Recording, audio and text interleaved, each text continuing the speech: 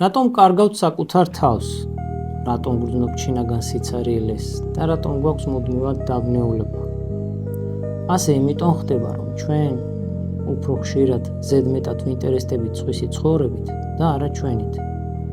ასე ჩვენ არ უკვირდებით, რომ საკუთარ ფასეულობას ვაუფასურებთ. ჩვენ ყოველთვის სხვაში ვეძებთ იმას, რაც გონია, რომ იმაზე უკეთესია, ვიდრე ჩვენ გვაქვს. გონია, რომ სხვა ადამიანში არის ის, რაც ჩვენ ფასეულობას უფრო გაზრდის. სხვა ადამიანში არის სიმშვიდე, ბედნიერება, სიყვარული, მაგრამ ხშირად ესე არ ხდება, იმიტომ რომ სამყარო ჩვენ შინაგანი ფასეულობით და მდგომარეობით გვაფასებს და არა სტატუსით, არა პიროვნებით, არამედ შინაგანით, როგორც ჩვენ ვიმყოფებით და რაშიც თავს ვგრძნობთ. ამიტომ არის მნიშვნელოვანი, რომ ჩვენ მუდმივად ვაკვირდეთ, რომ ყველაფერმა უნდა გაგვახსენოს ჩვენი თავი და არა დაგვეუწყოს. ეს ნივთი იქნება, პროფესია იქნება, მიზანი იქნება თუ სხვადასხვა მოცემულობა, ყველაფერი უნდა გვაახლოვებდეს საკუთარ თავთან. ხოლო ამის შემდეგ დავინახავთ და გავიხსენებთ რეალურად ვინ ვართ და რა გვინდა.